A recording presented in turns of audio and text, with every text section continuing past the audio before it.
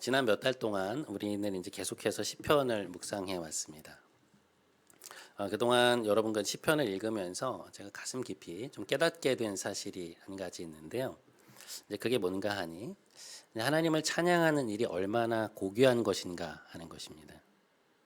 우리는 요즘 시편의 4권을 읽고 있는데 이 4권에는 특별히 하나님을 찬양하라고 하는 그런 권면이 많습니다. 시편 96편 1절에서는 새 노래로 여호와께 노래하라. 온 땅이여 여호와께 노래할지어다 라고 말하고 있고 98편 1절에서는 새 노래로 여호와께 찬송하라. 그는 기이한 일을 행하사 그의 오른손과 거룩한 팔로 자기를 위하여 구원을 베푸셨음이로다 라고 그렇게 말씀하고 있습니다.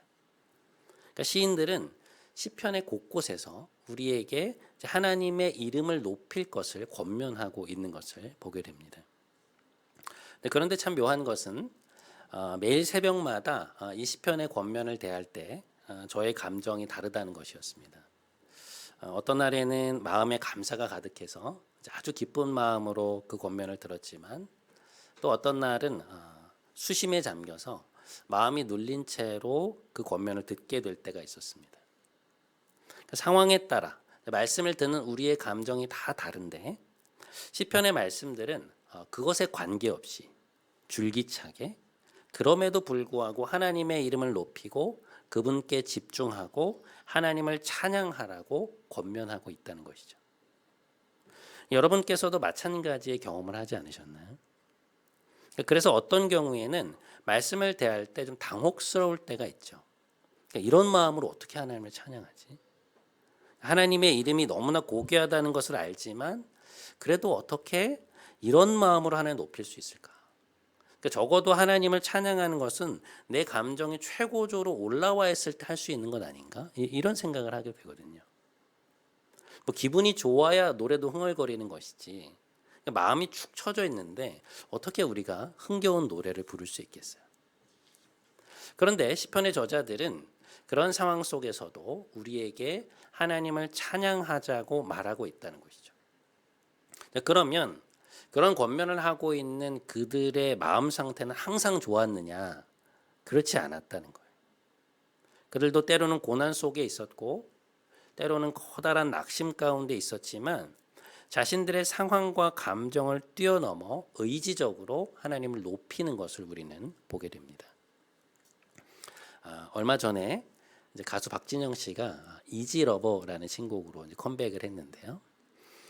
박진영 씨는 나이가 50이 넘었는데 JYP라는 그 커다란 엔터테인먼트 회사의 이제 대표 프로듀서의 위치에 있음에도 불구하고 아직도 매년 신곡을 내고 이제 자기 무대를 하고 있죠. 근데 이분이 늘 하는 말이 뭐냐면 자기 목표가 60살에 60세에 최고의 무대를 팬들에게 보여주는 것이다. 이제 그러면서 그것을 위한 자기 관리인 대명사로 이제 알려져 있는데요. 근데 이번에 컴백을 하면서 여러 프로그램에서 인터뷰한 것을 좀 제가 보았는데 프로그램 진행자들이 이분이 하도 자기 관리로 유명하니까요.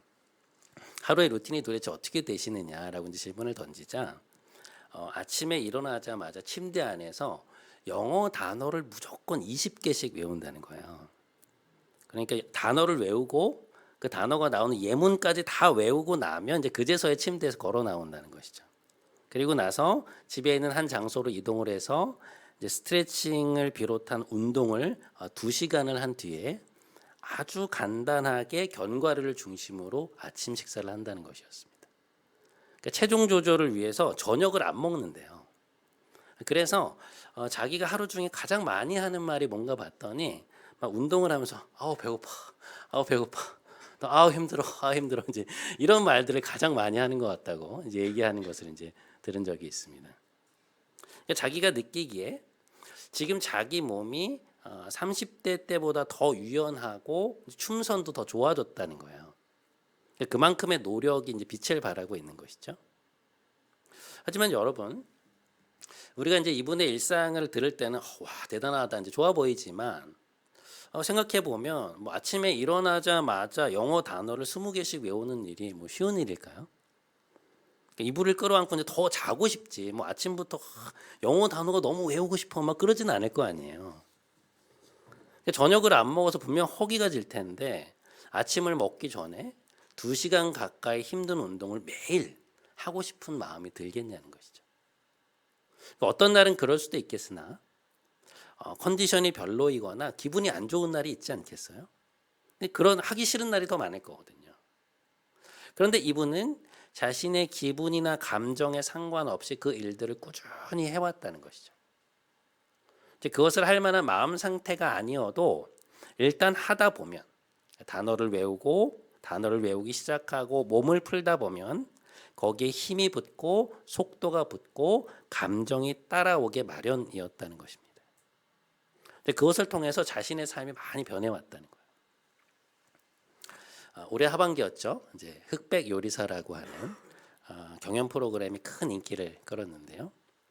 거기 이제 심사위원 중에 한 분으로 나왔던 안성재 셰프라는 분이 있습니다. 우리나라에서 유일하게 2023년에 그 유명한 미슐랭 3스타를 받았던 분이라고 하죠. 이제 프로그램 자체가 워낙 이슈였고 이분의 심사평이 이제 예능에서 회자가 될 정도로 이제 큰 인기를 끌어서 이분 인터뷰를 좀 살펴보았는데요. 여러분 이분은 이제 TV에서 보신 적이 있는지 모르겠지만 몸이 굉장히 좋으세요. 어깨가 딱 벌어져 있고 몸이 아주 단단해 보입니다. 근데 이분이 매일 아침에 출근 전에 1시간 이상씩 꼭 운동을 하신대요. 근데 복싱이나 종합 격투기 MMA를 하는데 왜 그렇게 격렬한 운동을 땀을 뻘뻘 흘려가면서 열심히 하느냐라고 물었더니 이런 얘기를 하는 거예요. 그러니까 이분이 미슐랭 3스타를 받은 요리사니까 얼마나 많은 사람들이 몰리겠어요. 근데 손님들이 자기에 대한 기대치가 너무 높다는 것이죠. 그래서 예를 들어서 외국에서 온 손님들이 오늘 요리가 너무 기대되고 이 요리를 먹어보고 다음에 한국에 또 올지 말지를 결정하겠다니 그런 얘기를 한다는 거예요. 근데 그런 얘기를 들으면 자기가 너무 큰 스트레스가 된대. 그래서 물론 최선을 다해서 요리를 하지만 그런 압박감들을 이겨내기 위해서 운동을 시작했다고 하더라고요. 근데 이분의 말 중에 아주 인상적이었던 것이 뭐였냐면 이분이 이제 다른 일을 하다가 이제 20대 중반이 되어서 이제 요리를 시작했다는 거예요. 근데 이제 그 업계에서는 좀 늦은 나이거든요. 자기가 요리를 하던 사람도 아니었고 늦게 이 길에 들어서서 장애물이 참 많았는데 그 많은 시간들 속에서 지금의 자기를 만들어 온 것은 그릿을 가지고 다시 말해 인내와 끈기를 가지고 목표를 향해 꾸준히 정진해 왔던 것이 지금의 자기를 만든 게 아닌가 이제 그런 생각을 한다는 것이었습니다. 그러니까 자신의 삶에서 인내와 끈기를 가지고 한 발 한 발 멈추지 않고 계속해서 걸었던 그 걸음이 지금의 자신을 만들었고 또 그런 태도가 있어야만 성장하고 앞으로 나아갈 수 있다. 그런 이야기를 하는 것이었어요. 근데 그 얘기를 듣는데 그 그릿이라는 단어가 저한테 이제 탁 꽂힌 거예요. 여러분, 그릿이라는 말이 무슨 뜻인가요? 이 그릿이라는 것은 투지, 끈기, 불굴의 의지를 뜻하는 말이죠. 그러니까 한마디로 정리해 보면 열정과 집념이 있는 끈기를 의미하는 단어인데요. 이 그릿이라는 태도가 우리의 삶에서 왜 중요한가 하면 그러한 태도가 우리로 하여금 결국 목표를 향해서 나아갈 수 있도록 해주는 원동력이 되기 때문이죠. 그러니까 우리가 지금보다 더 성장하고 앞으로 나아갈 수 있도록 해주는 밑바탕이 된다는 것입니다. 그런 면에서 볼 때 신앙생활을 해 나감에 있어서 이 하나님을 찬양하는 면에 있어서도 그러한 그릿이 필요하다는 것이죠. 요 며칠 제가 고민이 좀 있었습니다. 뭔가 지난 금요일까지 해서 우리가 이제 시편을 102편까지 읽었거든요. 매일 한 편씩 읽어서 100편이 넘게 읽었으니까 꽤 많이 읽어온 것입니다. 근데 그리고 나니 시편을 이걸 끝까지 읽어야 하는가에 대한 고민이 생긴 거예요. 아직도 50편이나 남았는데 시편의 이야기들이 이제 사실 매번 새로운 것이 아니라 비슷한 주제의 이야기들이 계속 반복이 되거든요. 물론 그 주제들이 이제 미묘한 변주를 통해서 이제 확장되기도 하고 또 달라지기도 하지만 여러분들이 지금쯤 시편에 대해서 어떤 식상함이나 피로감을 느끼시진 않을까 이제 그런 생각이 든 것이죠. 괜찮을까? 본문을 좀 바꿔야 되는 것은 아닌가? 무엇이 여러분에게는 가장 좋은 것일까? 이제 그 고민을 하게 된 것인데요. 그러던 와중에 지난주에 시편들은 이제 매일매일 묵상하면서 읽다가 제 마음에 드는 확신이 하나 있었습니다. 끝까지 가자. 그게 성도들에게 유익하겠구나. 이제 그런 생각이 든 거예요. 그런 확신을 가지게 된 계기가 뭔가 하니 이제 아까 서두에서 말씀드렸던 그 내용인데요. 이제 제가 밤에 이제 다음 날 해설을 준비하기 위해서 이제 말씀을 읽거나 새벽에 일어나서 다시 한번 그 말씀을 대할 때마다 매번 하나님을 찬양하라는 말씀이 들려오는 거예요. 근데 그 아까 말씀드렸던 것처럼 그 말씀을 대하는 제 감정의 상태가 다 달랐거든요. 그러니까 기꺼이 그 말씀을 받을 수 있는 때가 있었는가 하면 그러지 못할 때가 있었어요. 그런데 놀랍게도 시편의 권면을 따라서 말씀이 전하고 있는 그 하나님을 묵상하면서 시편의 기자들과 함께 의지적으로 하나님을 찬양하다 보니 어떤 날에는 묵상 전에 분명히 제 마음이 조금 침체되어 있었는데 말씀 묵상 이후에 제 마음이 확 밝아지는 것을 경험하게 된 것이죠. 매일매일의 그 루틴이 저를 치유해 주는 하나의 알약과 같다는 생각을 하게 되었습니다. 여러분, 우리는 마치 거대한 중력의 영향을 받는 것처럼 항상 우리 자신에게 매몰되잖아요.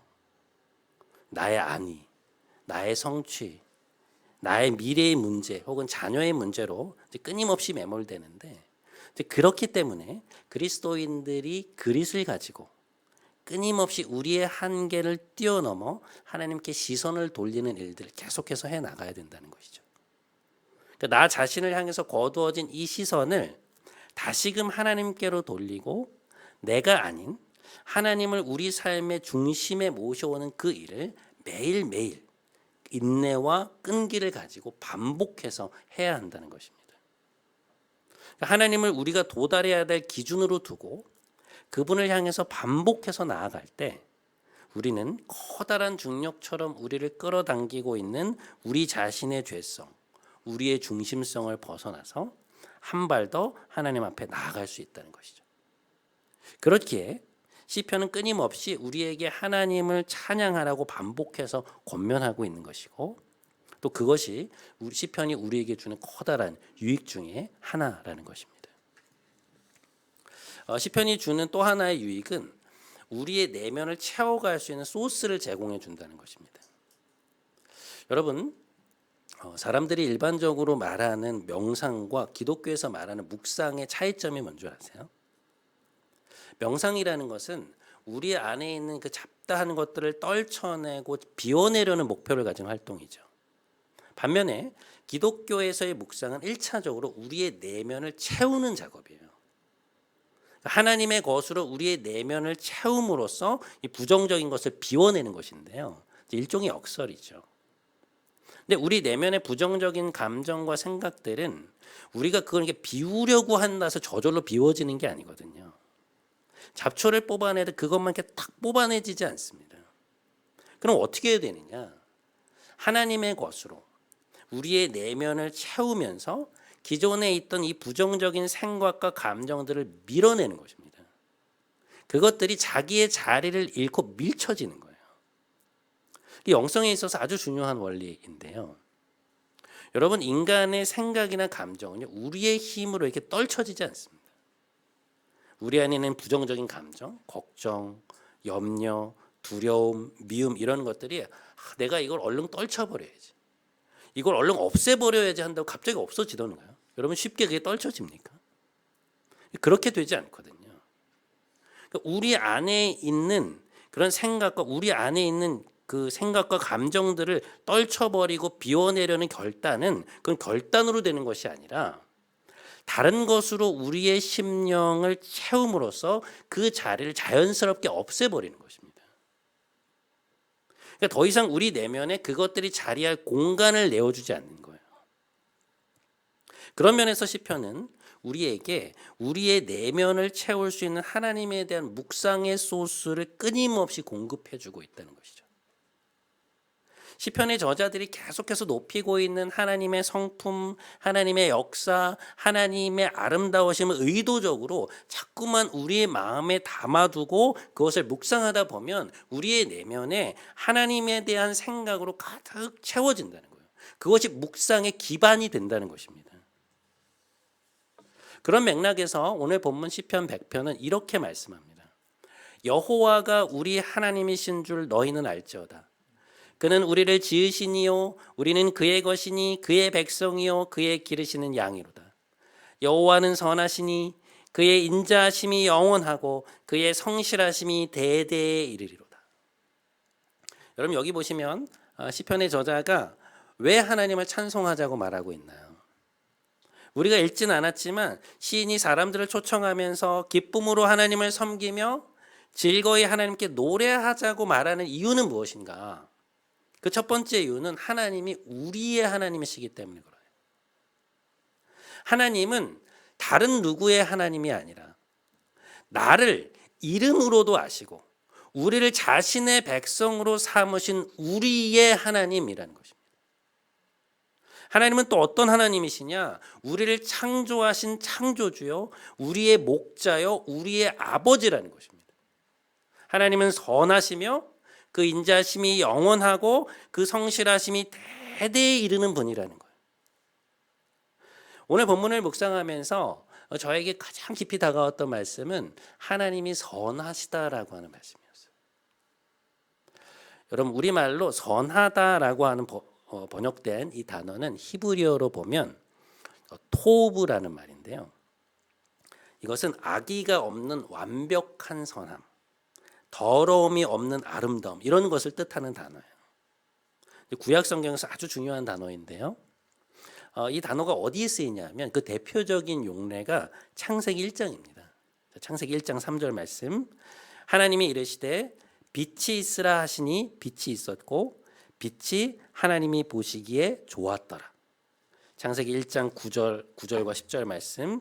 하나님이 이르시되 천하의 물이 한 곳으로 모이고 뭇이 드러나라 하시니 그대로 되니라.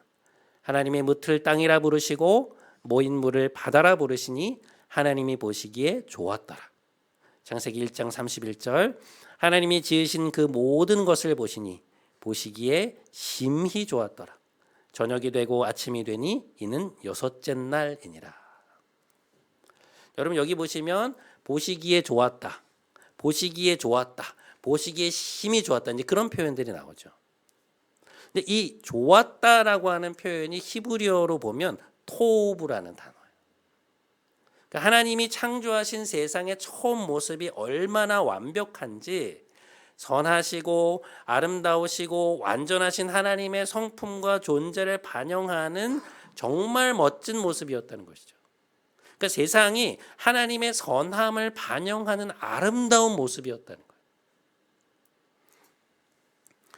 지금부터 한 2주 전쯤의 일이었는데요. 제가 낮에 차를 몰고 서울에 좀 한 시내로 이렇게 좀 통과해서 갈 일이 있었습니다. 근데 그날따라 볕이 너무 따뜻하고 막 하늘도 파랗고 날이 너무 좋은 거예요. 근데 제가 이제 살짝 경사가 져 있는 이 고개를 언덕을 이렇게 넘어서 어떤 한적한 도로로 이렇게 들어섰는데 그 차선의 양 옆으로 은행나무가 쫙 서 있는 거예요. 근데 은행나무 잎이 노랗잖아요. 고개를 이렇게 넘어서 내려가는데 제 시야가 갑자기 확 밝아지는 것이었습니다. 그러니까 세상이 황금빛으로 변한다는 얘기가 무슨 얘기인지 알 것 같은 거예요. 그러니까 앞에 보이는 하늘은 막 파랗고 깨끗한데 거기에 은행나무 잎이 막 노랗게 물들어서 그냥 양쪽으로 쫙 펼쳐져 있으니까요. 와 너무 좋다. 와 너무 멋지다. 토브 막 그 소리가 막 저절로 나오더라고요. 그러니까 눈에 보이는 그 풍경들이 너무나 아름답게 보이는 것이었어요. 그 색깔의 조화가 완벽한 것이었습니다. 여러분 하나님이 선하시다는 것은요. 하나님의 성품이 완벽하다는 거거든요. 그러니까 하나님은 온전히 공의로우신데 동시에 인자가 풍부하시고 긍휼이 많으시고 약한 자들을 극진히 아끼시고 우리에 대해 신실하시며 악의가 조금도 없으신 그 완전한 성품을 묘사하면서 성경의 저자들이 뭐라고 말하냐면 토브 예호와, 토브 아도나이 이렇게 말하거든요. 아도나이라는 것은 주님이라는 뜻이에요. 그러니까 하나님은 선하십니다. 주님은 완벽히 선하십니다. 그러니까 하나님을 생각하고 묵상하면서 하나님이 우리에게 베푸신 사랑, 자비, 인내, 능력, 신실함 그 모든 것을 돌아보니 하나님은 선하시구나. 그렇게밖에 고백할 수 없다는 거죠. 그러니까 우리를 향한 하나님의 그 악의 없으심, 인자하심, 성실하심, 신실하심이 우리 삶에 영원히 계속되는 것을 생각해 볼 때 우리의 마음이 얼마나 든든하고 행복하냐는 거예요. 그 하나님의 선하심으로 인하여 생겨난 내적 그리고 외적 평화를 우리가 뭐라고 부르냐면 샬롬이라고 불러요. 자, 그런데 그 하나님의 선하심 그리고 그로 인한 샬롬을 경험할 수 있는 그 하나님의 보좌 앞으로 나아갈 때 필요한 것이 무엇이냐? 오늘 본문에 의하면 그게 바로 감사라는 거예요. 자, 오늘 본문 시편 100편 4절 말씀 저희가 한 목소리로 한번 읽어보도록 하겠습니다. 자, 시작. 감사함으로 그의 문에 들어가며 찬송함으로 그의 궁정에 들어가서 그에게 감사하며 그의 이름을 송축할지어다. 자, 여기 보세요, 여러분. 우리가 그의 문에 들어간다는 것은 무엇인가요? 하나님이 계신 성전으로 들어간다는 것이죠. 하나님의 궁정, 곧 하나님이 다스리시는 그분의 보좌 앞으로 나아갈 때 우리는 무엇을 가지고 가야 하느냐? 본문에서 그게 무엇이라고 말합니까? 감사라는 거예요. 찬송이라는 것입니다. 여러분, 지금 시인이 감사와 찬송이라는 단어를 거의 동일한 의미로 쓰고 있는 게 보이세요? 히브리 시편에서는 어떤 의미를 강조하고 싶을 때 단어만 달리해서 그걸 반복해서 쓰거든요.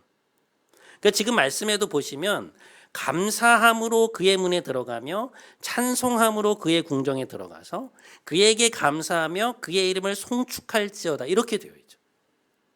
그러니까 이러한 배치들, 이러한 대꾸들이 뭘 의미하고 있느냐? 감사라는 것이 결국 넓은 의미에서 보면 하나님께 올리는 찬송이라는 것입니다. 그러니까 여러분, 우리는 찬양이라고 하면 노래를 생각할 때가 많잖아요. 그런데 시편의 저자들은 하나님을 높이는 그 행위 자체를 찬송이라고 하는 넓은 맥락 안에 포함시키고 있는 거예요. 오늘 본문의 표제어를 보면 그걸 알 수 있어요. 오늘 시편 100편의 표제어가 어떻게 되어 있나요? 여러분, 그 100이라는 숫자 옆에 괄호를 치고 뭐라고 되어 있습니까? 감사의 시라고 되어 있어요. 그러니까 추정컨대 오늘의 시편은 이스라엘 백성들이 우리처럼 감사 예배를 드릴 때 올렸던 시편이었던 것 같아요. 그러니까 감사 예배를 드릴 때 하나님에 대한 고백으로 혹은 찬송으로 이제 회중들이 함께 올려드렸던 시편인 거예요. 근데 그 내용을 살펴보면 하나님의 선하심을 찬양하라는 내용이거든요. 우리 삶에 베푸신 하나님의 인자와 성실을 찬양하라는 내용이에요. 무슨 말이냐? 하나님을 향한 찬양이라는 것은 우리의 감사에서 비롯되는 것이며 우리가 하나님께 올리는 감사가 결국 하나님을 향한 찬양이라는 것입니다. 제가 그 150개의 시편들 중에 아주 좋아하는 시편이 하나 있는데요. 시편 136편입니다. 이 시편의 구조가 조금 특이해요. 이런 식으로 되어 있습니다.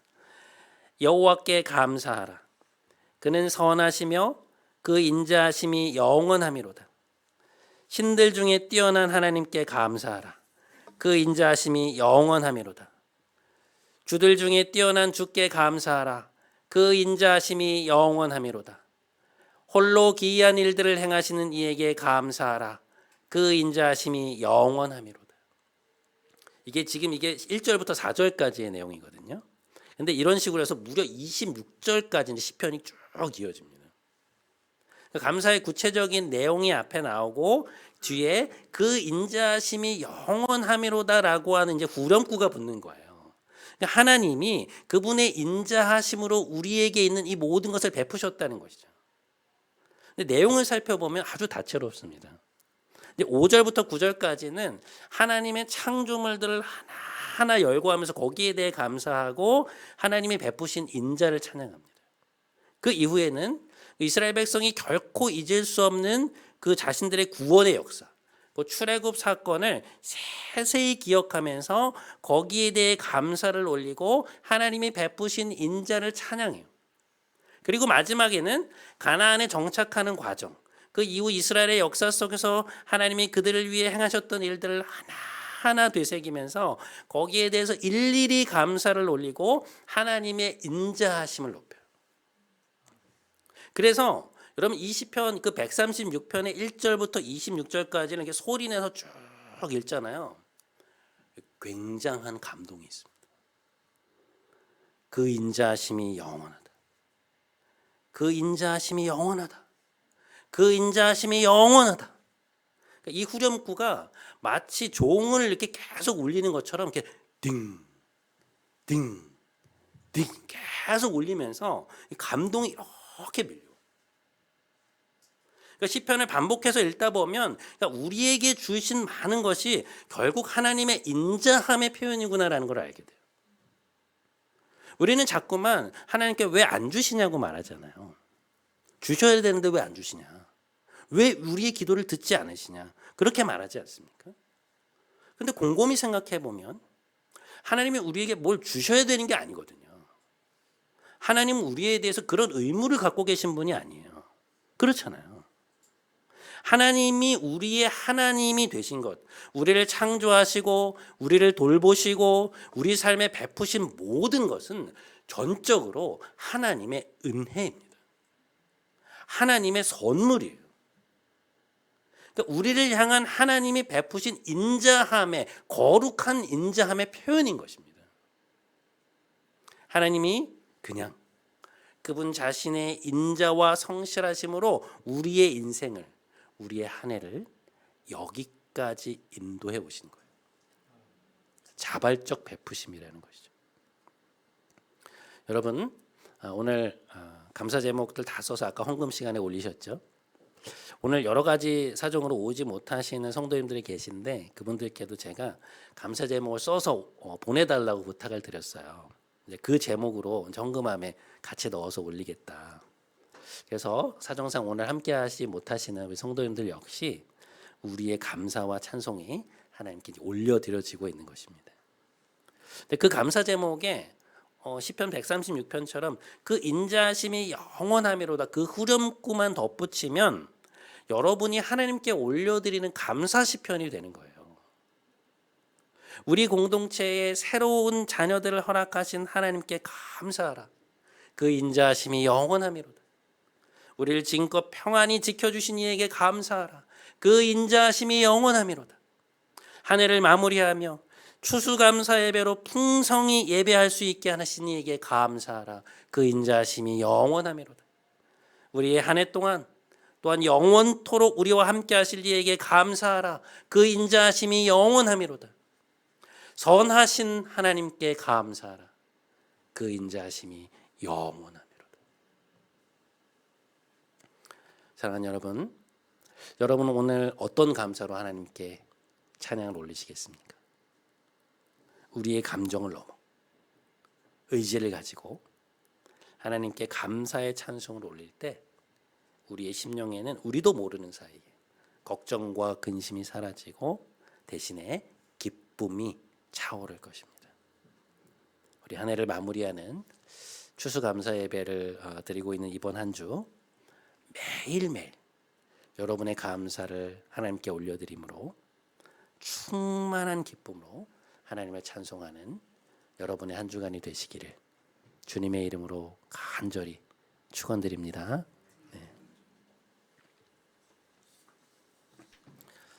우리 오늘 이 찬양 좀 함께 하면 좋겠는데요.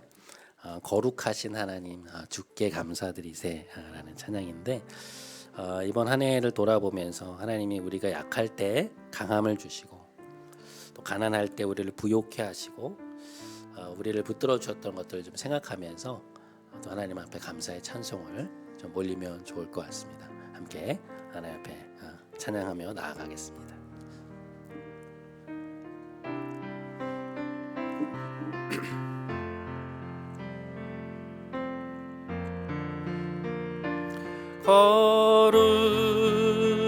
거룩하신 하나님 주께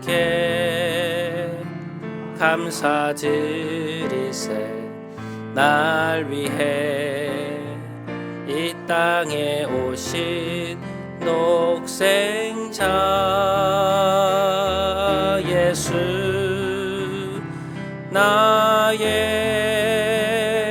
맘과 뜻 다해 주를 사랑합니다. 날 위해 이 땅에 오신 독생자 예수, 내가 약할 때 강함 주고 가난할 때 우리를 부욕해 하신 나의 주 감사. 내가 약할 때 강함 주고 가난할 때 우리를 부욕해 하신 나의 주 감사.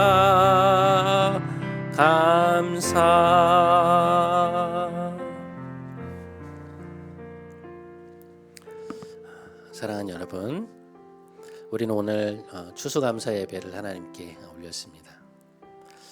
한 해의 마지막은 이제 한 달 앞둔 지금 여러분의 감정은 어떠신가요? 여러분의 상황은 어떠합니까?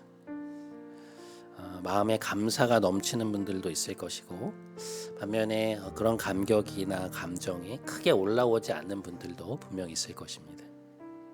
하지만 오늘 본문은 우리에게 하나님이 선하신 분이라고 말씀하고 있습니다. 토브 여호와, 토브 아도나이. 하나님은 우리를 향해 단 하나의 악의도 없으시고 오직 선한 의도만을 가지고 계신 선하신 하나님이십니다. 우리 이 시간 이런 하나님을 좀 묵상하면서 우리의 마음을 좀 채워가기 원합니다. 하나님은 선하십니다. 하나님 우리의 창조주시며 우리를 돌보시는 분이며 우리의 아버지이십니다. 우리를 향한 하나님의 인자와 성실은 영원합니다. 우리 이런 하나님의 하나님 되심을 묵상하면서 하나님 그런 분이시라 우리 입술로 좀 고백하면서 나아가는 시간 좀 가졌으면 좋겠습니다. 우리 함께 기도하시겠습니다. 하나님 아버지, 하나님은 선하십니다. 하나님은 우리의 창조주이시며 하나님 우리를 돌보시는 분이며 우리의 아버지이십니다. 우리를 향한 아버지의 사랑과 인자와 성실과 인내와 능력은 모든 하나님 영원합니다. 오늘 우리가 하나님의 하나님 되심을 묵상하기 원합니다. 하나님 우리에게 큰 은혜를 베풀어 오셨습니다. 우리 삶에 지금껏 올 한 해를 다가오면서 우리 삶에 많은 위기들이 있었고 어려움이 있었고 기도 제목이 있었지만 하나님 신실하게 우리의 삶을 돌봐오셨고 우리 자녀들을 돌봐오셨습니다. 거기에 대하여 감사를 올립니다. 하나님 선하신 분이십니다. 하나님 인자가 많으시고 긍휼이 많으시고 자비가 많으시고 인내가 많으시고 하나님 그러한 분이심을 고백합니다. 하나님 인도하소서. 사랑하는 여러분, 하나님은 선하십니다. 이 시간 그 하나님 앞에 좀 감사를 올리기 원합니다. 여러분이 글로 써서 올렸던 그 감사의 내용들, 또 오늘 예배를 드리면서 생각났던 감사의 제목들을 좀 이 시간 하나님 앞에 올렸으면 좋겠습니다. 그리고 그 구체적인 감사 제목들마다 이 말을 한번 덧붙여 보십시오. 주의 인자하심이 영원합니다. 하나님의 인자하심이 영원합니다 라고 우리 감사 제목들 뒤에 매번 다시 한번 하나님을 높여보시기 바라요. 그러다 보면 어느새 우리 마음에 있던 부정적인 감정들이 사라지고 우리 내면에 기쁨이 차오르는 것을 느끼실 수 있을 겁니다. 우리 시간 함께 그렇게 좀 감사를 올리면서 나아가도록 하겠습니다. 함께 기도하겠습니다. 하나님 아버지, 올 한 해 시작하면서 저희 아이가 참 아팠는데 그럼에도 불구하고 잘 낫게 하시고 여기까지 건강하게 수연이가 올 수 있게 해주셔서 감사합니다. 하나님의 인자하심이 영원합니다. 하나님, 우리가 올해 또 장년분들과 청년들이 함께 북쉐어링 하나님의 놀라운 은혜라는 제목을 가지고 함께 기쁘게 잘 북쉐어링 할 수 있게 해주셔서 감사합니다. 그 하나님의 인자하심이 영원합니다. 하나님, 올해 여름에 하나님 우리가 함께 하나님 앞에서 나아갈 수 있는 은혜를 주셔서 감사합니다. 또 하나님, 우리 부활절 예배 때 우리 아이들에게 유아 세례를 줄 수 있게 해주셔서 감사합니다. 그 인자하심이 영원합니다. 하나님, 올해 또 여름 휴가를 잘 다녀오게 하여 주시고 이 여름 장마에서 우리 교회를 지켜주심에 감사합니다. 하나님의 인자하심이 영원합니다. 하나님, 우리 정말 9월에 또 우리 형제 자매들과 함께 어린이 여름 성경학교를 시작할 수 있게 해주심에 감사합니다. 그 인자하심이 영원합니다. 하나님, 우리 11월 초에 또 하나님 애니어그램 세미나를 잘 치를 수 있게 해주셔서 감사합니다. 그 인자하심이 영원합니다. 하나님, 오늘 우리가 함께 추수감사 예배를 드리며 함께 하나님을 높일 수 있는 은혜 주셔서 감사하고 새로운 이들이 올 수 있게 해주셔서 감사합니다. 하나님의 인자하심이 영원합니다. 하나님, 대림절을 한 달 앞두고 하루 한 주 앞두고 하나님, 우리가 하나님 앞에서 마무리를 잘 해나갈 수 있게 해주셔서 감사합니다. 하나님의 인자하심이 영원합니다. 하나님 아버지, 우리에게 은혜를 베풀어 주옵소서. 우리의 삶에, 우리 성도들의 삶에 하나님의 인자와 성실과 자비를 베풀어 주시옵소서. 주님, 은혜를 더하여 주시옵소서. 주님, 함께하여 주옵소서.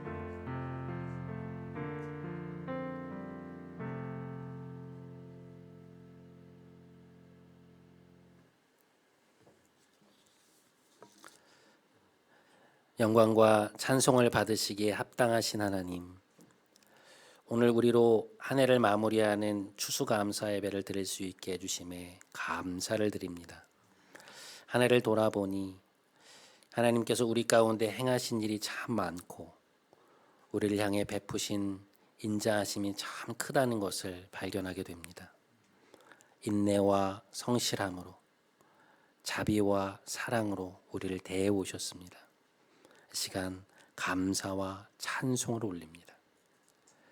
존귀하신 아버지, 오늘 우리가 올려드린 모든 감사의 제목들을 기쁘게 받아 주옵소서.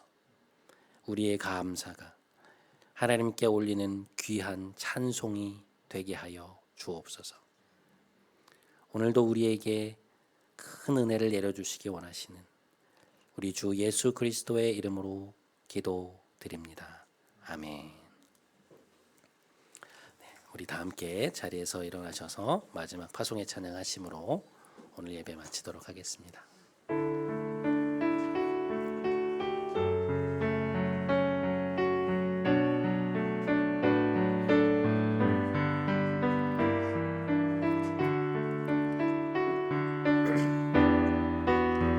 우리는 주의 백성이오니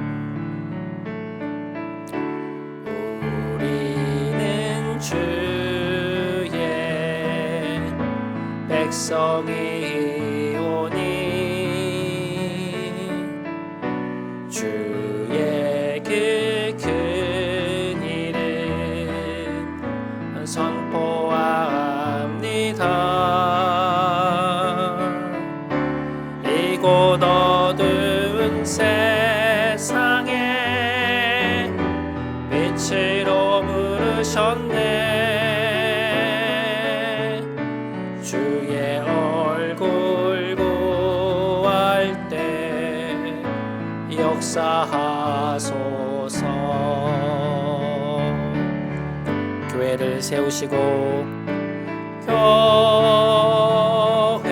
교회를 세우시고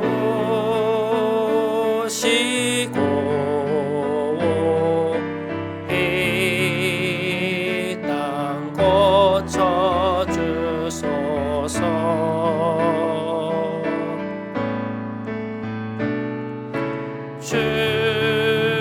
주님 나라